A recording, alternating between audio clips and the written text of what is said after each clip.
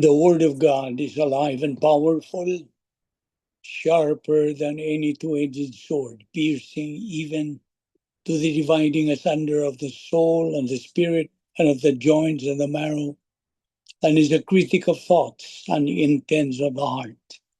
All Scripture is God-breathed and is profitable for doctrine, for reproof, for correction, for instruction in righteousness, that the man of God might be mature, thoroughly furnished unto all good works. Study to show thyself approved unto God, a workman that needeth not to be ashamed, rightly dividing the word of truth. Before we start our Bible study today, we welcome everyone. And I hope you are in good health and with a sharp mind listening to our discussion today. Now, first of all, I would like to make a correction that our format on Mondays is pure English. That's 5 a.m. Philippine time. On Tuesdays, 5:30 a.m. That's bilingual session, English Visayan. Okay, now today, Monday, I have some announcement, and I think this has been posted by Ken that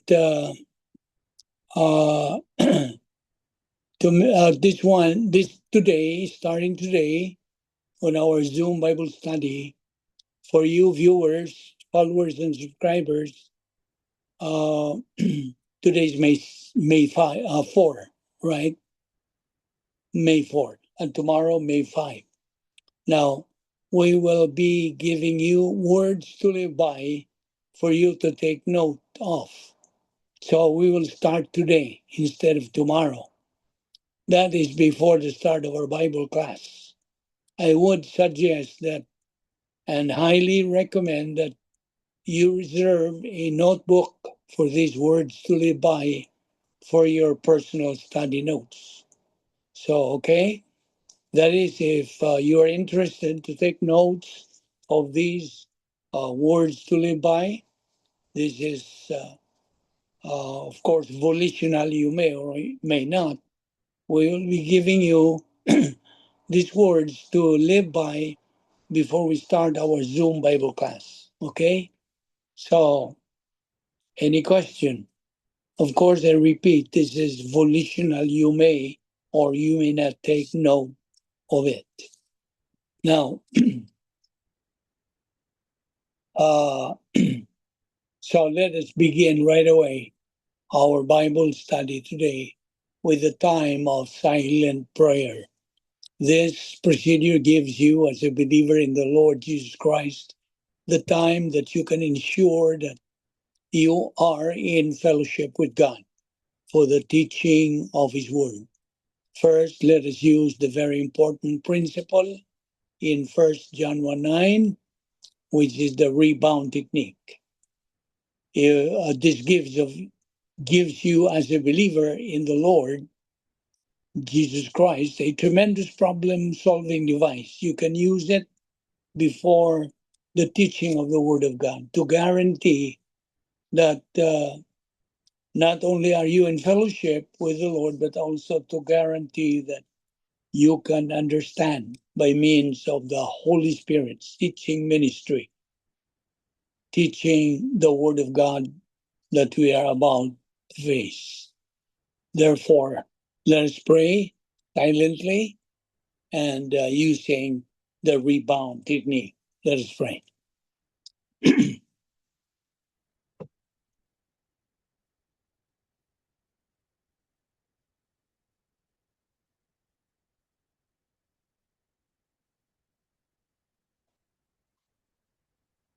Let us pray. We consider it a privilege, Heavenly Father, to have this opportunity of fellowshipping with you in the Word. We pray that God, the Holy Spirit, will take a portion of what we are going to study today and make it a source of blessing and challenge, as well as contributing to our acceleration to the high ground of spiritual maturity. We know, Father, that without this, we have no real purpose to remain in this life unless we attain that stage of spiritual maturity, since we have been given the logistical grace support on which to do so. And therefore, may we fulfill that objective as we persist in our assimilation of your word. All this we ask in Christ's name. Amen. 7 things that we believers in Christ must remember every day. God is our Heavenly Father. The Lord Jesus Christ is our only Savior. Heaven is our eternal home. The Word of God is our guide in our Christian life. Every believer in Christ is our family. The good news of salvation, the gospel, is our message. Our destiny is maximum glorification of God. And we know that we have been saved by grace alone, through faith alone, in Christ alone, through the scriptures alone, for the glory of God alone. Now, here are 7 additional things to remind ourselves every morning. God is always with me. God has a good plan for my life. God will make a way for me. God brings me comfort. God holds me up. God carries what I cannot. God will never leave me. And also, we should always be reminded by the benefits and the privileges and the advantages that we believers do possess at the point of salvation. We were imputed eternal life by God. We were imputed God's perfect righteousness and our Lord Jesus Christ's perfect righteousness, making it a double portion. Hence, we are declared righteous. We were baptized by God, the Holy Spirit, that put us in union with our Lord Jesus Christ. We are now declared born again. We are called believers in Christ. Our names can now be found written in the Lamb's book of eternal life that cannot be blotted out anymore. Revelation 20, verse 15. We are now citizens of heaven. Heaven is our eternal home. God is our Heavenly Father. We became children of God, John 1:12. We have been entered into the protocol plan of God. We have been justified, no longer condemned, no longer judged. We became the church, ecclesia in Greek, which means the called out ones. And as church, we belong to the mystical body of Christ on this earth. And once this body becomes complete, then the rapture comes. God is going to rapture it, the church, harpazoed, in the twinkling of an eye. 1 Corinthians 15:52. And we became recipients of 39 irrevocable absolutes. We are sealed by God the Holy Spirit. We are now called saints. We are forgiven and cleansed of the unpardonable sin. By the way, our ministry's battle cry is in Romans chapter 1, verse 16. Okay? If you want to write it down in your notes, Romans 1:16. That is our battle cry. It says, "For I am not ashamed of the gospel, because it is the power of God that brings salvation to everyone who believes, first to the Jew, then to the Gentiles." Okay? And today, I'll give you the words to live by. Are you ready? I will dictate to you the words to live by that you can write down on your notebook. Okay. Are you ready? Words to live by. Bad choices in life lead to reduced future options, comma, while good choices in life widen future options. I repeat, I hope you were able to catch up. Bad choices in life lead to reduced future options, while good choices in life widen future options. Did you get it? I hope you got it. Now, if you have not gotten it, just ask me, okay? You can ask to have it repeated. Okay. So since there is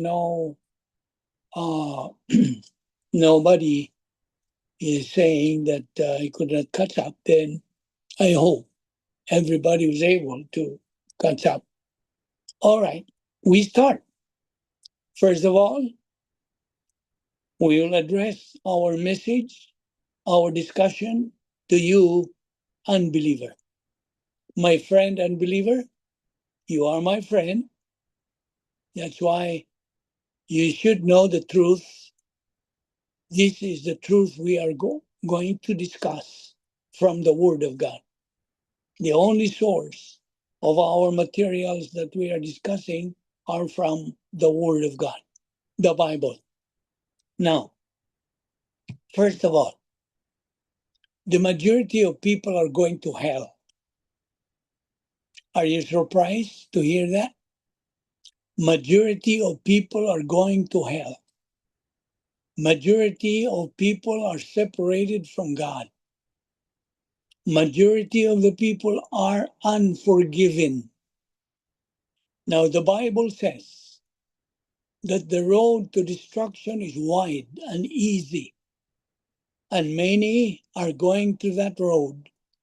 But narrow is the road, hard, and only few are going in that road. You can find that in Matthew chapter 7, verses 13 to 14. So the Bible says that the path to eternal life is narrow and hard. You know what? You could go to hell. Some of you are. But you don't need to. Okay? You do not need to. Because God does not want you to go there. You need our Lord Jesus Christ, and you need to repent. You need to receive him as Lord and Savior and get saved. Acts 16:31, believe on the Lord Jesus Christ, and thou shalt be saved. But if you decide to reject salvation by rejecting to believe in Christ as Savior, ponder on the following Bible verse. Okay? Listen. In John chapter 12, verse 48, God's word says, he that rejecteth me, who is the me there? The Lord Jesus Christ, and receiveth not my words, hath one that judgeth him. The word that I have spoken, the same shall judge him in the last day. Now, there are 4 facts to remember. There is judgment after death. Hell has no exit. Heaven has only one door. Repentance is the only way to the kingdom of heaven. Now, let's take up the plan of God. In studying the Word of God, every believer must implore the guidance of its author, God the Holy Spirit, by first of all acknowledging all of his personal sins, like what we did a while ago. We rebound, we may name, cite, enumerate, acknowledge, confess all our personal sins, mental, lingual and overt sins directly and privately to God the Father. And right after that move, after you have rebounded, he or she is instantaneously filled by God the Holy Spirit. I'm talking about believers, okay? And simultaneously restored his fellowship with God. And since he is now free from any personal sin, because he has just named all of them to God, he is in the state of spirituality, okay? That is his current state. He is in spirituality enabling him to execute his spiritual life. Being in the state of spirituality, that believer can now continue studying God's word, since it is the Holy Spirit who controls his life now. Okay? Follow me very well. Aside from being controlled by God the Holy Spirit, he is able to function in his unique spiritual life as mandated by God through his word. Now, to the Lord, he is a vessel of honor, while he keeps God and his word his priority by studying Bible doctrine on a daily basis.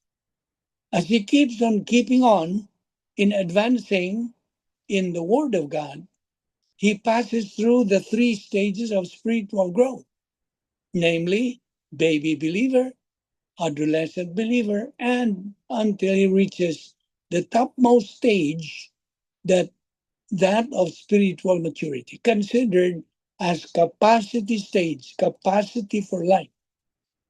There in that higher ground of spirituality, God is glorified to the maximum. And that believer who had attained that very stage is now experientially as good as God is good. I'm not saying he is as good as God. He is as good as God is good, since he is experientially in that particular stage. He becomes dangerous to Satan, dangerous to unbelievers, dangerous to reversionistic and cosmic believers.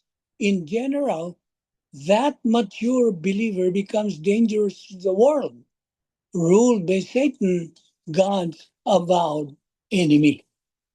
So if you want to become dangerous, there you are. That is the stage that we are supposed to reach, to attain. Now, okay. In another note, hell, now we talk about hell this time, it's optional. You don't have to go there. So you have to believe in Christ in order that you be not sent there, or you cannot go there. Okay? So believe in Christ, because that is the key to free yourself from that horrible, ghastly place to go. Believe in Christ and be born again of the Spirit. Receive eternal life. Now, you see, physical birth, of course, physical birth is not enough. We need to be born spiritually. As our Lord Jesus Christ himself said, you must be born again. Yes. Jesus answered and said unto him, Nicodemus was asking him, verily, verily, I say unto thee, except a man be born again, he cannot see the kingdom of God. John 3:3. Now, okay, more on this particular subject. The late John MacArthur also said, and I quote, God is perfect justice. Since he is just, his justice must be satisfied. It is indeed terrifying to know that God is holy and good and we are not. Humankind is totally depraved and under God's wrath and condemnation. And that is our dilemma. We need a savior. It is tragic to see the liberal, cultural, progressive, so-called churches do not preach the gospel of repentance, of sin, and belief in Christ. The gospel demands a changed lifestyle. Now, there are counterfeit gospels and Christ. You should be aware of this. You should be discerning. That is why you need more divine viewpoint in your soul that will prevent you from being misled by all this. Now, there are many who cannot discern the true gospel from a counterfeit gospel.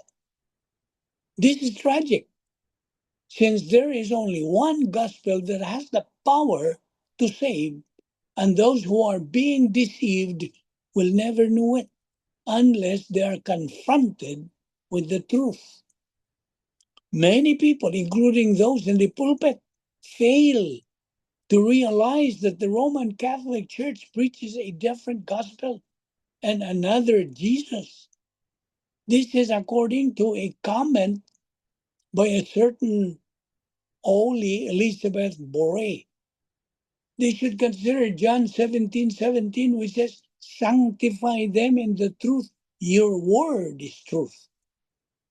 Furthermore, our friend Catholics should realize the warning as delineated in scriptures that it is dangerous to believe in the false gospel. Galatians 1:8 says, "But even if we or an angel from heaven should preach to you a gospel contrary to the one we preach to you, let him be accursed." Apostle Paul wrote that, and he even doubles down in the next verse, as we have said before. So now I say again, if anyone is preaching to you a gospel contrary to the one you received, let him be accursed. Galatians 1:9. You see, Apostle Paul was writing to churches in Galatia because some people were adding Jewish law keeping to faith in Jesus as a requirement for salvation. He says, it doesn't matter how impressed the messenger looks, even if it's an angel from heaven, if the message changes the gospel of grace through Christ, it's not from God. Pretty strong language. He used accursed. Do you know what's the meaning of accursed? It means anathema in Greek, basically set apart for destruction. That is what it means. Apostle Paul was not playing when it came to protecting the core message of what Jesus did. You see? That's why it's not a joke. We have to be serious on this. Now, you might ask, and some of you might ask, why do I always talk about Jesus? Why? Well, there are four reasons. One reason, heaven and hell are real. Number two, everyone on my friends list is going to go to one of those two places someday and stay there for eternity. Number three, Jesus is the only way to heaven. John 14:6. Believe the gospel of grace. 1 Corinthians 15:1-4. Number four, I love all my friends and I don't want to see them in hell. Now, there is power, of course, to the cross. God's power for salvation. Of course, there is an acronym here that I would like to give you. CROSS. C, crucified for our sins. Christ died for our sins. 1 Corinthians 15:3. R, raised for our justification. Christ rose from our justification. Romans 4:25. O, one way to salvation. It is the power of God unto salvation, Romans 1:16. Yes, saved by grace through faith. By grace are ye saved through faith, Ephesians 2:8. And the second S separates us in Christ, made nigh by the blood of Christ, Ephesians 2:13. Now, still this is for you, my friend unbeliever. The fool says in his heart, there is no God. There are so many people in this world who say there is no God. And that is found in Psalm chapter 14, verse 1. But God has already spoken. Truth does not change just because it is rejected. So repent and believe the gospel. You see, the fool is not about IQ. In Hebrew, the word is nabal. Nabal, it doesn't mean unintelligent. It means morally stubborn, willfully blind, or spiritually reckless. So think of Nabal in 1 Samuel 25. Arrogant, churlish, refusing to acknowledge what's right in front of him. Biblical foolishness is a hard posture, not a test score. Now, Paul then has this. When an unbeliever dies, is he with Christ? Maybe you would ask this question. When an unbeliever dies, is he with Christ? No. 2 Corinthians 5:8 says, we are confident, I say, and willing rather to be absent from the body and to be present with the Lord. Okay, now does this promise apply to unbelievers? Does this apply? No. Well, to explain this from the scriptures, that the promise of being with Christ after death belongs only to those who have believed the gospel, those who are saved. And to show that death itself does not bring an unbeliever into the presence of the Lord. No. You see, many people assume that when a person dies, he automatically goes to heaven. At funerals, it is very common to hear people say that the person who died is now with the Lord. But the question we must ask is not what tradition says. The question is this: what do the scriptures say? The Bible makes it clear distinction between those who are in Christ and those who are not. You see, Paul explains that believers have a certain hope concerning death. 2 Corinthians 5:8 again is a promise to those who belong to Christ. But the scriptures never say that this applies to unbelievers.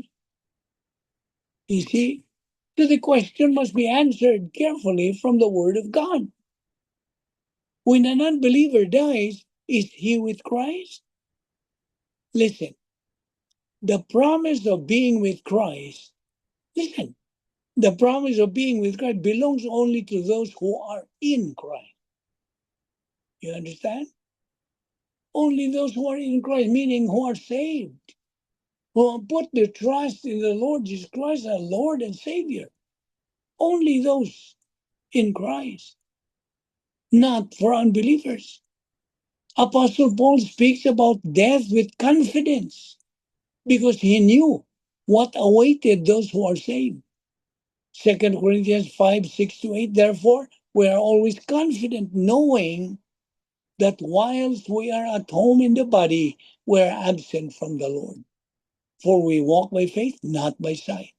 We are confident, I say, and willing rather to be absent from the body and to be present with the Lord. You notice that Paul is speaking about those who walk by faith. You see, there are people who believe the gospel and are part of the body of Christ.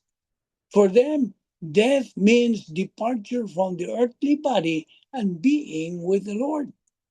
Philippians 1:23. For I am in a strait betwixt two, having a desire to depart and to be with Christ, which is far better. Now, this was Paul's expectation because he had believed the gospel and was in Christ. But this promise is never given to those who reject the gospel. Never. So, unbelief leaves a person under condemnation. Don't ever forget that. I repeat, unbelief leaves a person under condemnation. The scriptures explain that every person begins life under the sentence of sin. All have sinned and come short of the glory of God. Romans 3:23. So because of sin, mankind stands under judgment.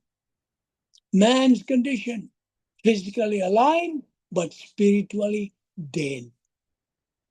The formula that affects them is AOS plus OSN equals spiritual death. You see?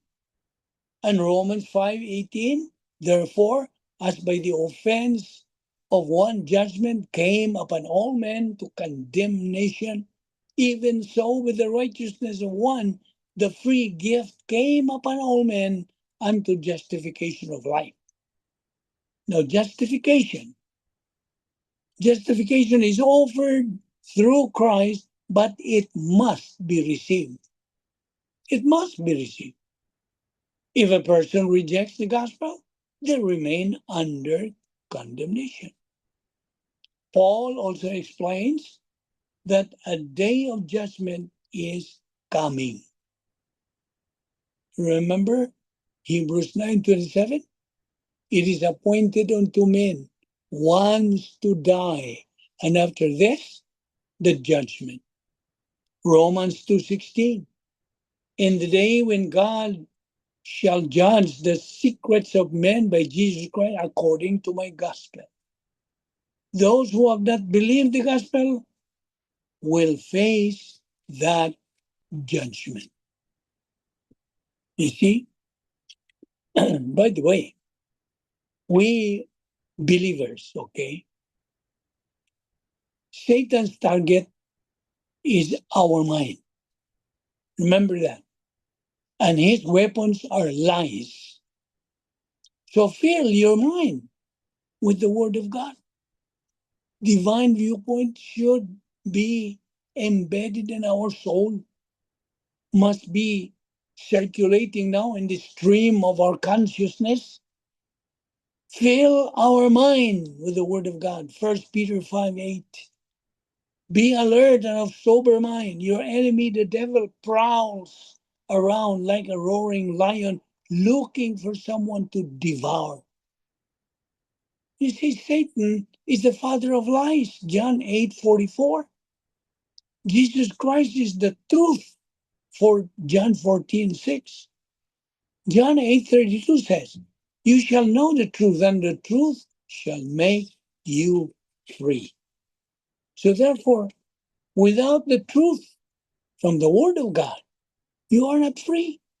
What does that mean? You are still in bondage of your sin and in transgression and in iniquity, and God is not pleased with that kind of life. Now, the only road to heaven, first of all, the biggest question that will ever be answered is the question, which way to heaven? Now, we always mention this because it is part of the gospel. How to go to heaven? Which way to heaven? You see, the most important decision that anybody will ever make is the decision that will ever make their eternal destiny. Life here, says the Bible, is a vapor that appears for a little time, then vanishes away. It's just like the steam of a cup of coffee. Nothing more compared to eternity. Everyone will live somewhere forever without end. So the question is, which place would you want to stay forever? Heaven or hell? You see, as we continue studying God's Word, we always mention the description of the plan of God. Because God's plan is the best and the highest. And in fact, this is the problem solver kind of plan. You have been provided this kind of plan. God has prepared all this in eternity past. It's for you to take or to reject. You see, it's a matter of choice. Now, the plan of God is described, as we always mention this, it is the right thing done in a wrong way is wrong. A wrong thing done in a right way is wrong. A wrong thing done in a wrong way, the more it's wrong. Only a right thing done in a right way is right. That is God's plan. It is a problem solver, problem identifier, problem anticipator, problem preventer, the best and the highest. Nothing like it. It is man's decision to appropriate with it or not, because it's a matter of choice. You see? Now, for us believers, the more we study the Bible, the better we get to know God. We have been in this ministry for almost 2 years, or maybe more than that. You see, the more we study the Bible, the more we get to know God, who and what He is. The better you get to know God, the more you're going to trust Him. And what's this? The more you trust Him, the more you're going to obey Him. And you're going to love Him more. This is the only way to make God real to our life. You see? So, back to you, my friend and believer. The security of salvation. Always we talk about salvation, the gospel. Brian Romero said, the words of Jesus Christ leave no uncertainty about the security of salvation. In his own declaration, our Lord Jesus Christ makes it clear that salvation cannot be lost, cannot be taken, cannot be reversed or undone. He states that He gives eternal life to those who belong to Him, that they will never perish, and that no one will snatch them out of His hand. This statement is not presented as a possibility or a hope. It is stated as fact. Eternal life is not temporary life, not probationary life or conditional life. It is eternal because it comes from the Lord Jesus Christ Himself. Jesus does not say believers might never perish. He says they will never perish. Jesus then grounds this security even deeper by pointing to the Father. He explains that the Father who gave believers to Him is greater than all, and that no one can snatch them out of the Father's hand. You see? No one can take away from His hand. The message is unmistakable. Salvation is protected by both the Son and the Father. It is secured by divine power, not human consistency. The truth removes the idea that salvation is maintained by performance, obedience, or fear-driven effort. Believers are not holding themselves in salvation. God is holding them. If salvation could be lost, Listen, if salvation could be lost, it would mean either Jesus failed to keep his word or the Father was overpowered. You see? Neither is possible. The certainty Jesus speaks establishes confidence, not complacency. When salvation is known to be secure, fear loses its grip. Obedience flows from gratitude, not anxiety. Faith rests rather than strives. Now, Jesus' words stand as a definitive statement. Salvation is not fragile. It is not at risk every time a believer stumbles. It is held firmly in the hands of God, where no force, failure, or fear can remove it. No one can remove it. I hope you understand that. Now, still about the gospel. Our Lord Jesus Christ alone is the head of the church. The New Testament teaches repeatedly that Christ himself is the one and only head of the church. No one else shares that role. No one.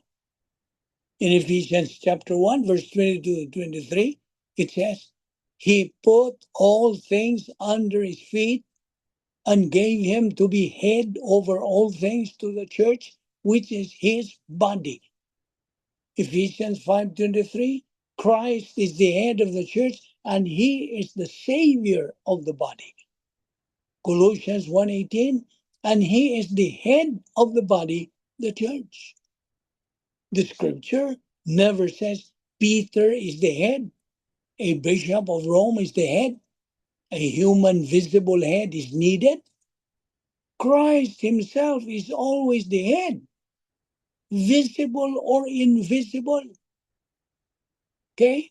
I hope you are following this. The apostles had leadership, but none was called head of the church. The apostles were given authority. Matthew 28:19 to 20.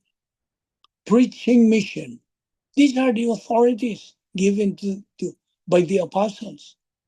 Given to the apostles. Authority, preaching mission, and teaching office.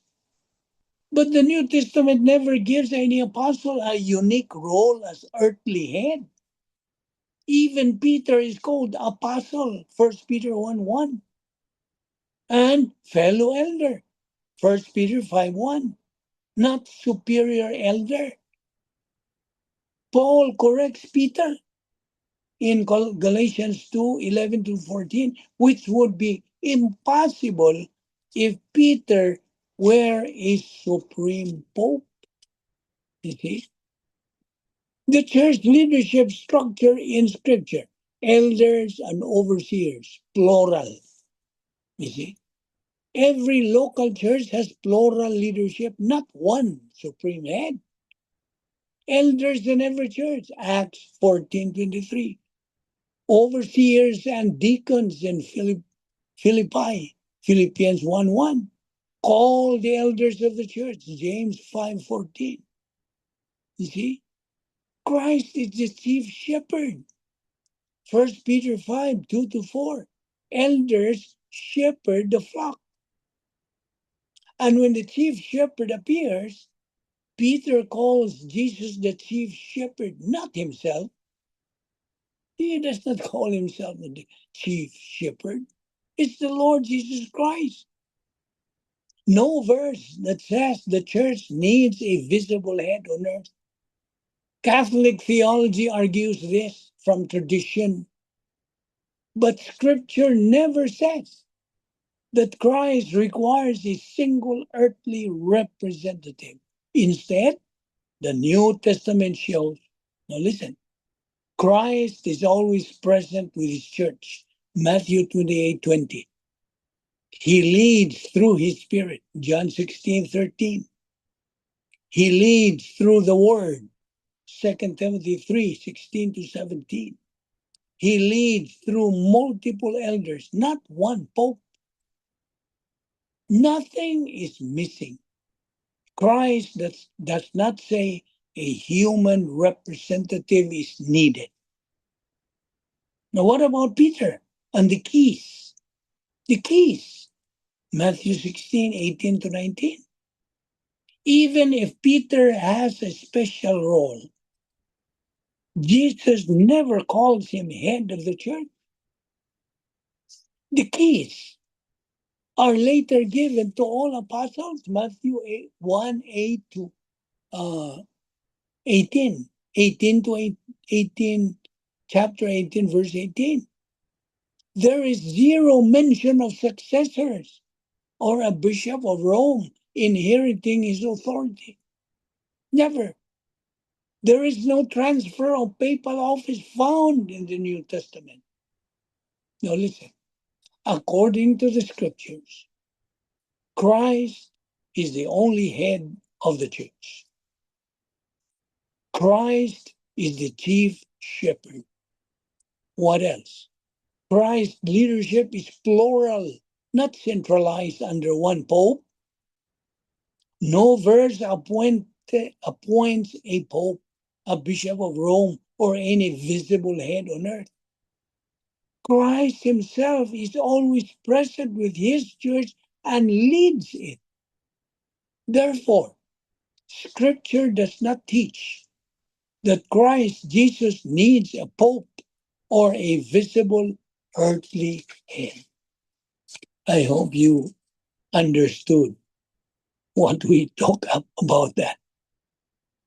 Okay, let's go back to you, my fellow believer. The protocol plan of God, and how does it play its role to you and to me, to us, fellow believers? Well, as I always define the plan of God, the protocol plan of God, it's the right thing done in the wrong way is wrong. Wrong thing done in the right way is wrong. A wrong thing done in the wrong way is wrong. Only a right thing done in the right way is right. Furthermore, God's perfect plan, God's protocol plan, is a problem identifier, anticipator, preventer, and solver, and the best and the highest. You see, the plan of God unfolds in three phases. Phase one begins at the cross, where Christ died for all mankind. Fallen man enters God's plan at phase one, the moment he accepts the gift of salvation by faith alone in Christ alone. And then phase two, believer in time. God provides everything necessary for his children to appropriate divine grace and glorify him by learning and applying his word. And then number three, phase three, believer in eternity, face to face with the Lord and in a resurrection body forever. Now, back to you, my friend unbeliever. You are saved if you believe in the salvation work of our Lord Jesus Christ at the cross. You are saved by the grace of God if you have believed on the Lord Jesus Christ, Acts 16:31. The grace of God had saved you. Now I'm addressing to you as if you are now saved, okay? And this is what's going to happen to you once you believe in Christ as Lord and Savior. The grace of God had saved you. Now, grace means unmerited favor. Grace means something you do not deserve. You cannot work for, and you cannot pay for it. It's a gift from God. Have you received that gift? That's the question. You receive that gift by faith. And he invites you to come to him by putting your trust on him. Then, when you do that, he's going to change you. And you become a new person. You are born again. You see? You see, most people think that hell is just a lake of fire. They are wrong. In the Bible, It is clearly explained as the most horrible, ghastly place to be. You can ignore hell, but you cannot escape it. Mock it now, forget it now, delay it now, but listen, once you're there, it's forever. Luke 16:23 says about it, in hell, he lift up his eyes being in torments. And get this, hell is not a warning to scare you. It is a reality waiting for the unprepared. I hope you got that point. The late Billy Graham once said, Jesus Christ is the stairway to heaven. He is the way to heaven. Come to him. He said, in my Father's house are many mansions. If it were not so, I would have told you. Yes, Jesus is in heaven preparing your estate right now, waiting for you. If you are willing to get saved, there is a future life. And eternal life does not begin when you die and go to heaven. It begins here and now when you make your choice for Christ. Because eternity, eternal life comes to dwell in your heart today. Are you willing? Do you want to go to heaven? And forget about hell.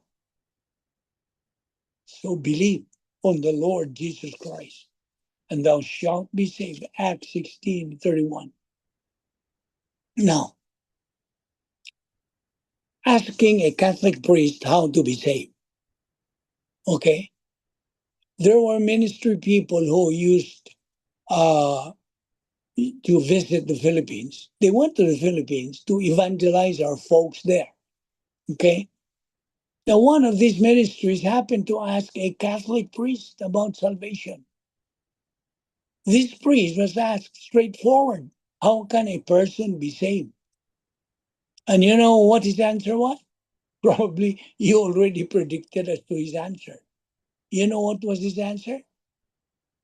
A person can get saved by following the Beatitudes and keep the Ten Commandments.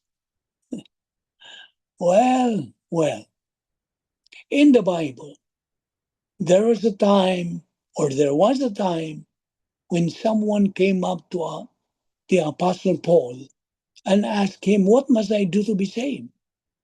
That is in Acts 16. And Apostle Paul answers, believe on the Lord Jesus Christ and thou shalt be saved. Now, the Catholic priest believing in Jesus is not, he said, believing in Jesus is not enough to go to heaven. Wow, that was revealing. The Bible clearly says believing in Christ is enough. Underline the word enough to be saved. That priest says it's not enough.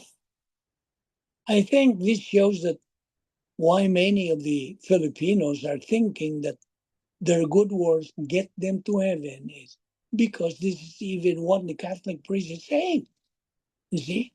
And that was what we believed when we were still Catholics.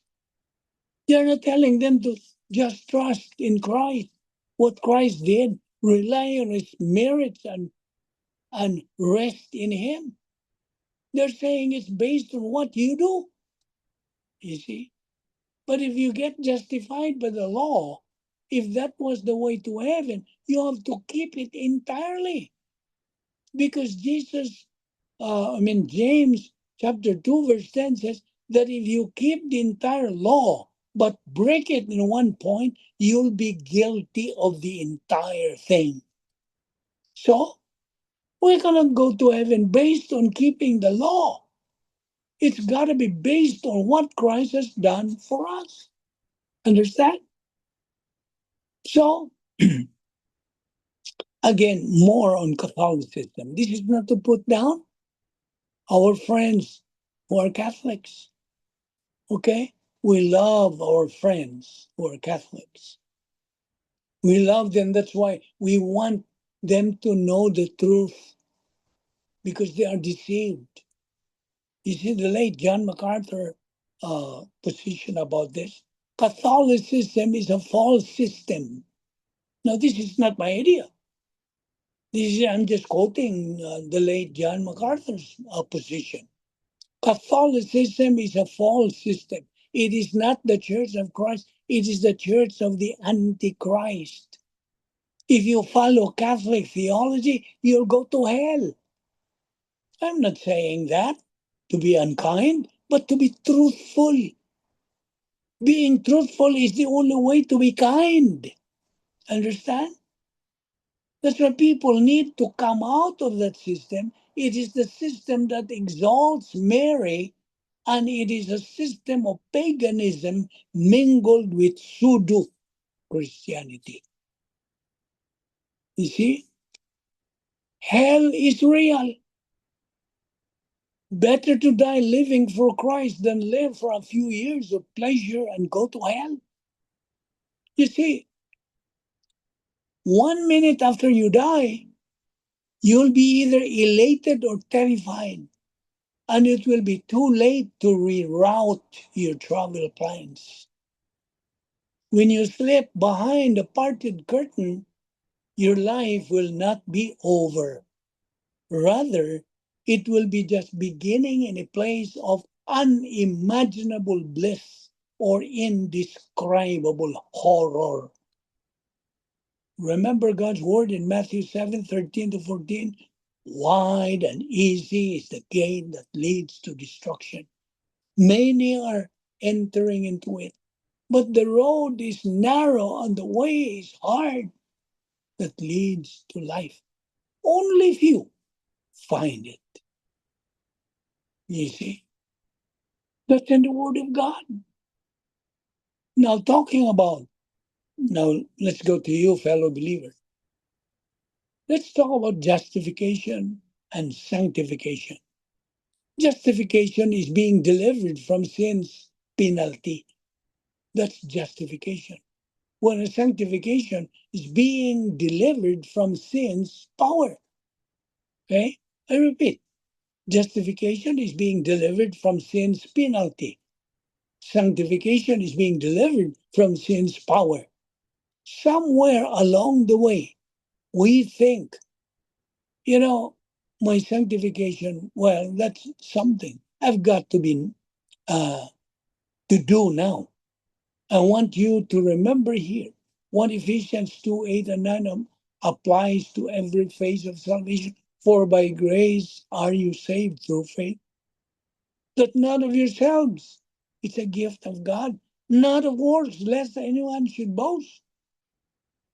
I cannot boast in that. Why? It is a gift of God appropriated by faith. And what is faith? It is simply believing that God will do what He said He will do. Understand? He said He's going to conform me to the image of His Son. Faith is acting like something is so when it isn't so. So it will be so because God said so. Understand that? I repeat, faith is acting like something is so when it is not so. So it will be so because God said it's so. You see? Now back to you, fellow believer. This is very important. Although we keep on repeating this particular doctrine, rebound. What is rebound? It is restoration to fellowship. Okay? That's the simplest definition of rebound. It is restoration to fellowship. Remember the Greek word for this? Homologeo. Homologeo. Homologeo. Greek word meaning, you know the meaning of homologeo? To name, to cite, to enumerate, to acknowledge, to admit, to confess. 1 John 1:9. If we confess our sins, He, God, is faithful and just to forgive us our sins and to cleanse us from all unrighteousness. And you know the agenda? Name your sins, isolate your sins, forget your sin, and then keep moving. Move on in your spiritual momentum by taking in Bible doctrine regularly in obedience to God's mandate for believers in 2 Peter 3:18. What does it say? But grow in grace and in the knowledge of our Lord and Savior, Jesus Christ. Actually, what is rebound? It is confession, acknowledgement of known personal sins directly to God the Father. It is a grace procedure by which carnal believers are forgiven of post-salvation personal sins, they're restored to fellowship with God, and they are able to resume the spiritual life. When the believer chooses to commit personal sins, the sin nature gains control of his soul, and he enters a state of carnality out of fellowship with God.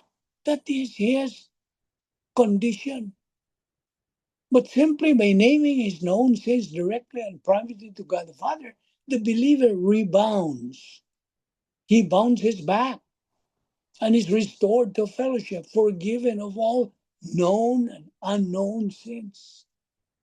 He said the feeling of the Holy Spirit is the unseen empowerment for church age believers. This is cut off by sin. Well, of course, it is recovered by rebound. And without rebound, the Christian spiritual life comes to a halt. You see, since the spirit is grieved and quenched. Ephesians 4:30 and 1 Thessalonians 5:19. With rebound, the spiritual life is refreshed. The believer is renewed. The empowerment of the Holy Spirit is recovered. You see, that's Ephesians 4:23. So rebound is not a license to sin, but a license to what? I asked you this question before. I repeat, rebound is not a license to sin, but a license to what? Anybody who remembers? What is this rebound a license for? License to serve the Lord. Please do not forget that. Okay? Rebound is a grace provision which, when applied every time the believer sins, neutralizes the control of the old nature in his life. You see? That is grace provision, and that's God's provision for us. Now, you know, God's word is the ultimate authority. Remember that. Well, let's talk more about the Roman Catholic Church. Okay, again, this is not to put them down. This is not to attack the Roman Catholics. We love them. That's why we are telling the truth to them. So once they confront the truth, hopefully they can realize that they had been misled. Okay? And we are going to continue this study tomorrow. And it's going to be a bilingual tomorrow. Is there any question? Any question?